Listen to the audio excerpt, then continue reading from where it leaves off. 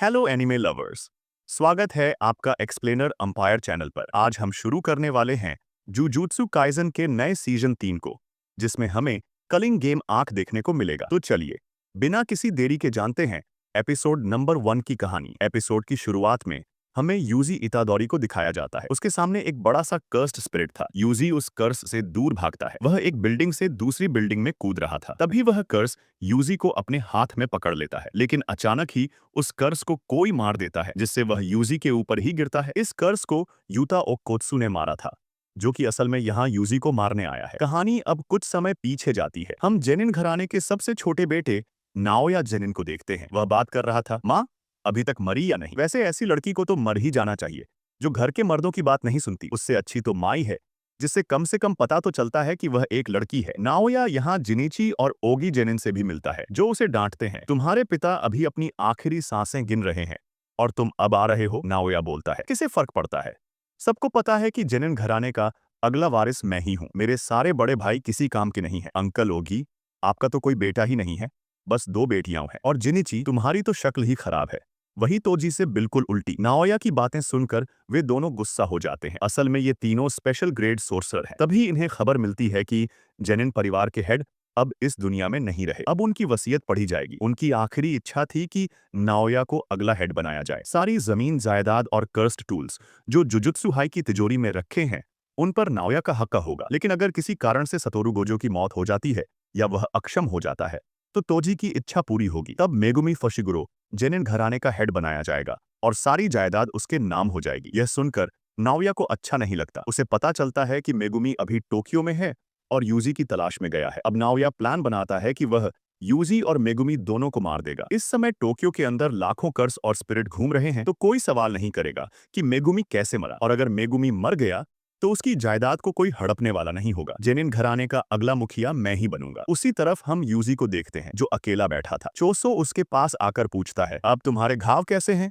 UG बोलता है, अब मैं ठीक हूँ।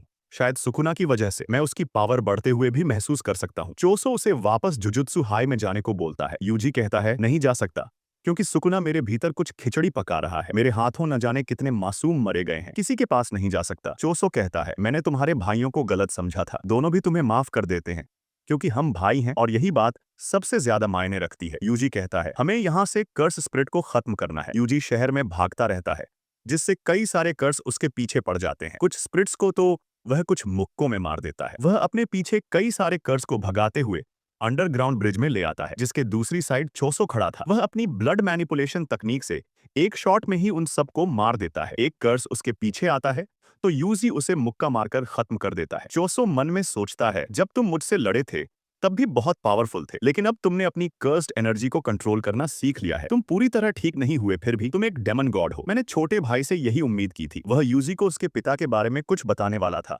लेकिन तभी नाओया आ जाता है और पूछता है, मेगुमी कहाँ है? वह अब तक नहीं आया क्या? और तुम दोनों अभी तक यहाँ से भागे नहीं? यूजी पूछता है, हम भागेंगे क्यों? नाओया बताता है, तुम्हें मौत की सजा सुनाई गई है, क्योंकि अब गोजो यहाँ नहीं है तो तुम्हें कोई प्रोटेक्ट नहीं कर सकता। गोजो के डर के मारे हायर अप्स ज्यादा उंगली नहीं करते थे। नाओया आगे कहता है, वैसे तो मैं मेगुमी को मारने आया था, पर अब तुम्हें भी ठिकाने लगा देता हूँ। तभी वह यूजी के पीछे आ जाता है और उसे मुक्का मार देता है। चोसो उस पर अटैक करने जाता है तो वह उसके भी पीछे पहुंच जाता है और उस पर मुक्कों की बारिश कर देता है। नाओया इन दोनों से काफी तेज था। चोसो कहता है, उसके पास जरूर कोई तकनीक होगी। नाओया मन में सोचता है, यह यूजी सुकुना का वेसल है, लेकिन दूसरा बंदा कौन है? तभी इन्हें एक जोरदार कर्स्ड एनर्जी महसूस होती है। यूजी सोचता है, कहीं यह मिस्टर गोजो तो नहीं? वह मुड़कर देखते हैं कि यह तो असल में यूता था। वह बिल्डिंग से नीचे छलांग मारता है तो जमीन में गड्ढा हो जाता है। नाओया बोलता है, तुम वही हो ना जिसे यूजी को मारने का काम मिला है? नाम सुनकर यूजी को याद आता है, यह तो सेकंड ईयर का स्टूडेंट है और यह एक स्पेशल ग्रेड सोर्सरर है, बिल्कुल मिस्टर गोजो की तरह। नाओया यूता से कहता है, मैं भी यूजी को मारने आया था, पर मैं अब तुम्हारे काम में टांग नहीं अड़ाऊंगा। चोसो अभी यूजी से कहता है, जल्दी यहाँ से भाग जाओ,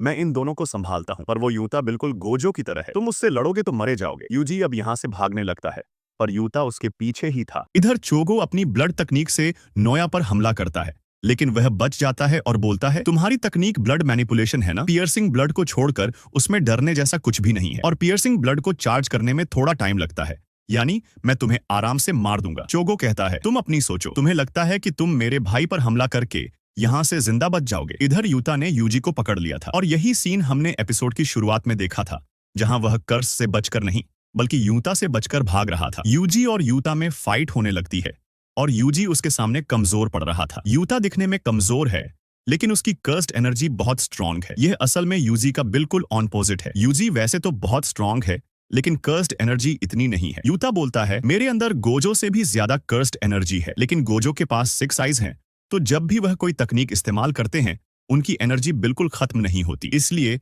वह नंबर 1 है। मेरी कर्स्ड एनर्जी खत्म हो सकती है, लेकिन उनकी कभी नहीं। यूता एक बार फिर से यूजी पर हमला कर देता है। क्योंकि यूता की कर्स्ड एनर्जी इतनी ज्यादा है, तो यूजी समझ ही नहीं पा रहा था कि वह कब कौन सा अटैक करेगा। उसका हर अटैक जानलेवा हो सकता है और यूता पर किसी भी अटैक का असर नहीं होगा। लेकिन यूजी इतनी जल्दी हार मानने वालों में से नहीं था। अब यूजी एक चाकू उठा लेता है। गोजो ने बताया था कि कुछ सोर्सरर्स हथियार का भी इस्तेमाल करते हैं, लेकिन उसके लिए भी एनर्जी कंट्रोल करना आना चाहिए। यूजी चाकू को आगे करके यूता की कटाना रोक लेता है, मगर यूता बोलता है, तुम कटाना पर ज्यादा ही ध्यान दे रहे हो, और उसे जोरदार मुक्का मार देता है। यूजी अब लात मारकर उसकी कटाना तोड़ देता है, जो देखकर यूता हैरान था। आखिर यूजी भी गोजो सेंसेई का स्टूडेंट है। यूजी अब सोचता है कि बिना हथियार के वह यूता से आसानी से लड़ पाएगा और वह यूता पर अटैक करने के लिए भागने लगता है। लेकिन तभी पीछे से बड़ा सा कर्स आकर उसे पकड़ लेता है। यह असल में रिका थी। यूजी को समझ नहीं आता कि यह रिका कहां से आ गई। उसने यूजी को ऐसे पकड़ा था कि वह हिल भी नहीं पा रहा था। यूता अब अपनी टूटी तलवार लेकर ही आगे बढ़ता है